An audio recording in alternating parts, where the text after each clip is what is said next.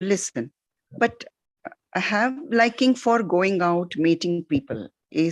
Will it, so far it has not affected me in spiritual listening to the talks and then following my right attitude and principles.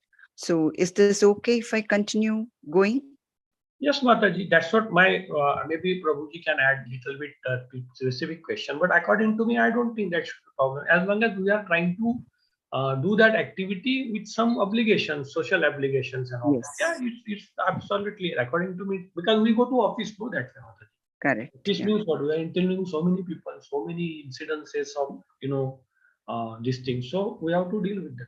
Yeah, Prabhuji, you would like to add here? Okay, so this is more like, you should not read this as universal, but we should read it because specifically you have said, right? You have said, I meet people and I would like to spend time with them. It necessarily need not be Krishna conscious time. Like, if they are interested, I will talk, otherwise, no. So that then at this point, I am still okay to just be spending time there in that aspect, right? Now that at least we should clearly understand that one is my karmic life. That means I enjoy doing this one, necessarily not as for preaching or anything. Like, for example, if you are going to meet someone with an idea to preach to them, but maybe the time is not favorable to preach. So you may sometimes listen to them. That intent here is to go and preach to that person, but I am developing a relationship. If that is the mood, then it is okay. But if my mood is, I generally like associating with people, so I just go there, I speak to them.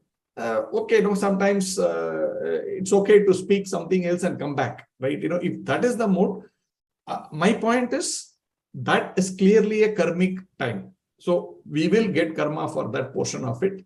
And as devotees, we will try to reduce this time, that time which can be considered karmic, right? I will try to reduce it over a period of time that will come. As you are chanting, as you are reading, as you are attending, devotional activities, that will come. But at least I am mindful that, that portion which is not clearly defined as a Krishna conscious time, even at an intent level, that may become my own karmic thing. And okay, in over a period of time, we will get it, that's there.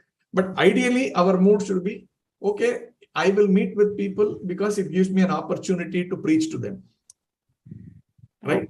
That's if that is the principal mode, then it is completely a devotional time. Right? Sometimes we meet people who are first time to our Bhakti Vriksha programs, right? Now I can't give them an overdose of only Krishna consciousness, that they will not come for my second meeting. So I will talk to them generally, how are you, what are you doing, everything, not artificially, but with a good intent of understanding that person, so that I can give at the right dose of Krishna consciousness to him, him or her. I need to understand where you are coming from. Only then I can actually, as a doctor, right? When you sit with a doctor, it's not like as soon as you sit, he starts prescribing you medicine. He tries to understand what is your problem, where is your challenge and all that. And then he prescribes. That way, when you are discussing with them, my talk will be common talk, but I will still try to understand what is his level of understanding, what is his general perceptions of life. To that extent, it may be not Krishna conscious talk, but my intent is to understand him, to give him Krishna consciousness. Then that is fully Krishna conscious thing. But if I simply, no, I like this guy because he's extremely good in a very jovial person, spending time with him is very, very nice.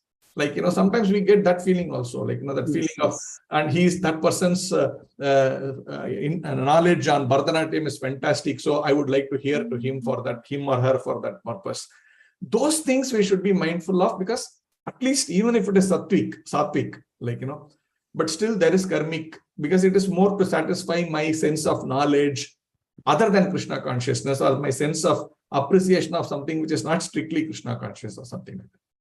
You will bound to be affected by that little karmic activity there. At least information, knowledge should be there. Okay. Thank you. Very well explained. Clear. Thank you.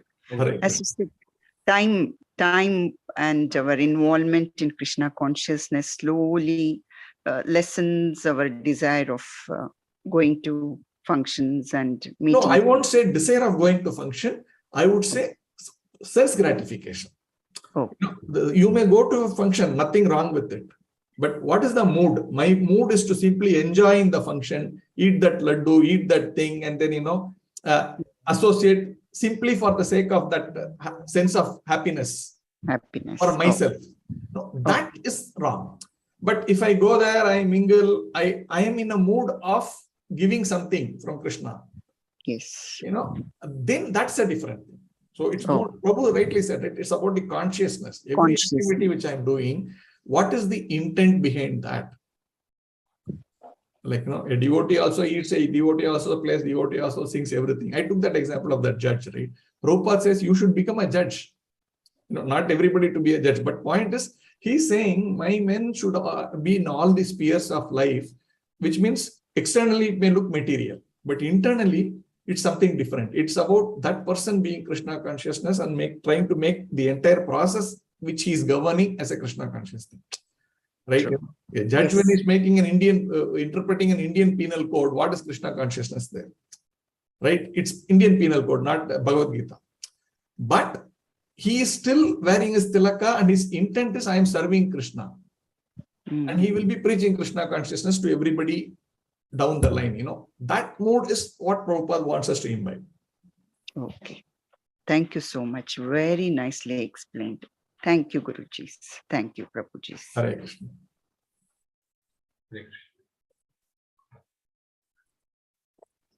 Prabhu, sorry, it's already late, but the Mataji's questions, I just want to know, like normally we're going to go to functions, we are forced upon to have food also, which is not offered. So how exactly to compromise with that, Prabhuji? Prabhuji, you can answer this better than me, definitely. Okay, so Prabhu already mentioned that. See, there are two things. It all, strictly speaking, we are not supposed to take anything which is not offered to the Lord, period. Right? So that's the actual answer to this. Now, sometimes when you go to a marriage, nobody's really going to see whether we have really eaten.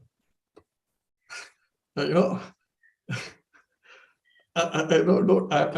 get me wrong, but then if it is not offered prasadam, you can just say, yeah, I finished. And if you don't want to be making so much big statement that I don't eat and all of that. But normally it is also good to make your environment aware that you are someone who has some principles in life.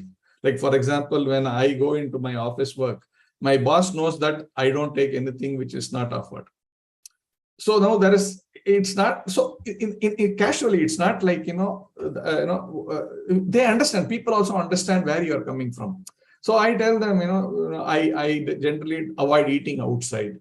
In India, people understand this. Maybe in foreign countries, they may not. But in India, people understand when you say, I don't eat outside. People understand, yes, okay. Then they may call you Swamiji. That's okay. Right, But we can say that in a very polite way. I respect you. I have come here to be in the program and, share with your happiness. But you should also respect me that I don't take non-prasadam. Right? So that's perfectly okay. We can manage that. Or if you are very uncomfortable, you can always say, I have had my prasadam. Something. Or sometimes you can say, today I'm fasting. There are thousands of ways to get out of it. Right? We can do that. Best thing is to generally make your lifestyle clear to everybody. Right? And I'm not obliged to anybody beyond a point. Right? I respect you. I have come here to be with you, share in your happiness. But at the same time, please also respect my preferences in life. I don't eat outside. That kind of a thing. Hare Krishna, Prabhuji. What I do after they serve on the plantain leaf, before I start, I offer it to Krishna, think of him, and then have food. Because close relatives, weddings and all, we cannot refuse. Is that okay? I offer it to Krishna before eating and then have. No, so okay and not okay. See, okay in the sense, if you ask a very senior person who's very strict, he will say no.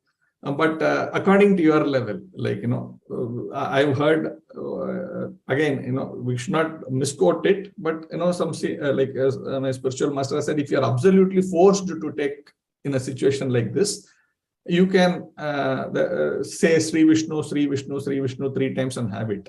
But these are very exceptions. These are not regular. Like, here we are talking about marriages, means then we will be going very often to these marriages, right?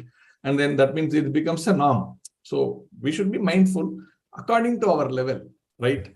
Like, if you are a beginner, it's difficult for you to get away from it. But if you are a mediocre person, you may do something like what I said. If you are a very advanced person, you will be very clear, you will not have it. Right? So is it right or wrong? So the simple answer is, if you take that is not offered to Krishna, that is a karmic food. You are affected by the karma. Krishna is saying in Bhagavad Gita, anything that is not offered to me, you are eating verily sin. So be ready to accept the sinful reactions. Now the choice is yours. Whether I'm okay with a little bit of a sin or more of a sin or whatever it is, or I do not want to do a sin. That's completely our choice. But at least we should know very clearly whether eating non-prasadam means it is eating sin. Now, I may offer it. Okay, everybody has eaten that one. Now, how can I offer? These are all comes in the more refined way of looking at the devotion. Okay, but for me, I am at least offering. That's a nice thing to say. But will I give something which is already been eaten by someone? Like, if I am your guest, and will you give me something which is eaten by someone and say, like, from other plates, will you give me? You will not give, right? That's very high, refined way of looking at how I love Krishna. I don't give Krishna something which has already been eaten by someone. Okay. That's another way of looking at it. But you're saying, at least I'm giving that. That's another way of looking at it. So ideal is we avoid. But if it is not, then we say Sri Vishnu, Sri Vishnu, Sri Vishnu 3 times. But these are all exceptions, not norm. Okay. Beautifully explained. Thank you. Enlightenment. Thank you. Thank you, Prabhuji. Hare Krishna. Hare Krishna. Okay, Prabhuji. So if there are no questions, should we conclude the session? Hare Krishna.